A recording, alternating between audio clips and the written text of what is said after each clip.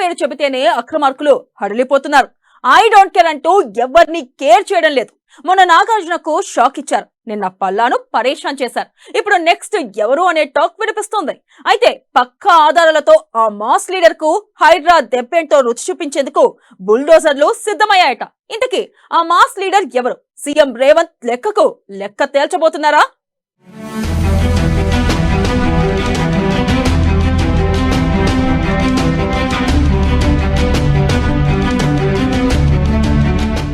భాగ్యనగరంలో హడలెత్తిస్తున్న హైడ్రా, అక్రమార్కుల గుండెల్లో పరుగు పెడుతున్న రైళ్లు,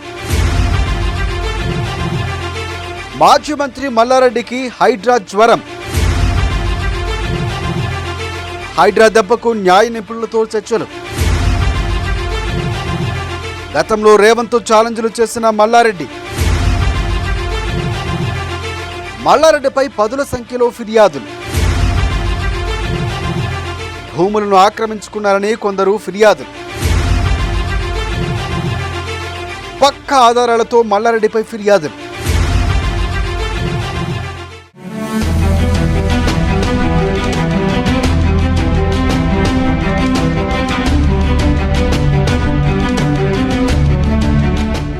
మాజీ మంత్రి మల్లారెడ్డికి హైడ్రా జ్వరం పట్టుకుందట.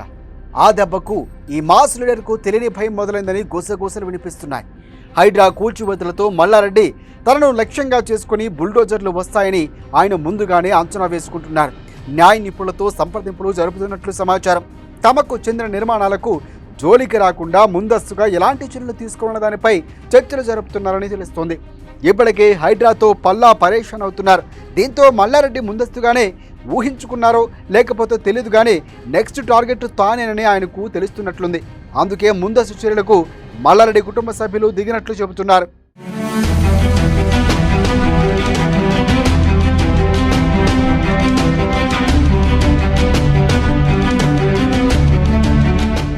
మల్లారెడ్డి అధికారంలో ఉన్నప్పుడు కాంగ్రెస్ నేతలతో పాటు ప్రస్తుత సీఎం రేవంత్ రెడ్డిపై తొడలు కొట్టారు. వ్యక్తిగత దోషాలకు దిగారు, ఛాలెంజ్లు విసిరారు.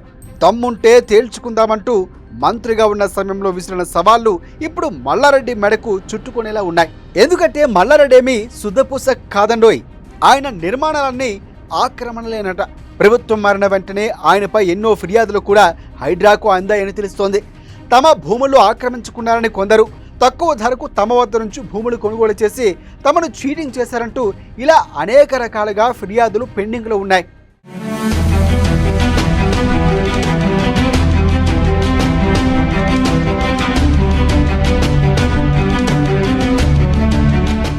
ప్రధానంగా మల్లారెడ్డి చెరువులు, నాలాలు ఆక్రమించి ఆసుపత్రితో పాటు కళాశాలలు, యూనివర్సిటీలు నిర్మించాలని కూడా తాజాగా ఫిర్యాదులు అందాయి.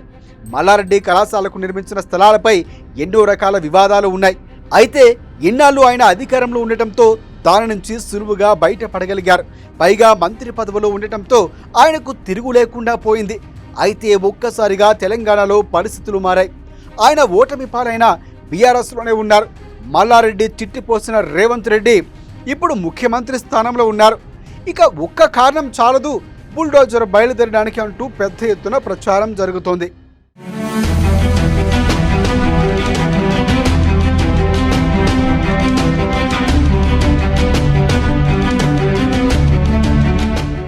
హైడ్రా కూల్చివేతలు నగరంలో మొదలు పెట్టడంతో మల్లారెడ్డి కొంత అలజడితో ఉన్నట్లు తెలుస్తోంది. అయితే విద్యా సంస్థలు, ఆసుపత్రులు కాబట్టి వాటి జోలికి రారు అనే కూడా ధీమాలో ఉన్నారట మల్లారెడ్డి. కాంగ్రెస్ పార్టీ అధికారంలోకి వచ్చిన తొలినాళ్లలో మల్లారెడ్డి కళాశాలలోని కొన్ని అక్రమ నిర్మాణాలను కూల్చివేశారు.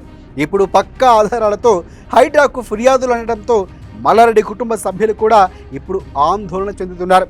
హైడ్రా ప్రధానంగా చెరువులు, నాలాలు ఆక్రమించిన వాటిని కూల్చివేస్తూ ఉండడంతో తమ వంతు వస్తుందని గట్టిగా భావిస్తున్నారు మల్లారెడ్డి. స్థానికులు మాత్రం మామ మల్లారెడ్డి, హైడ్రా బుల్డోజర్లు వస్తున్నాయి, కాసుకోండి అంటూ తెగ కామెంట్లు చేస్తున్నారు.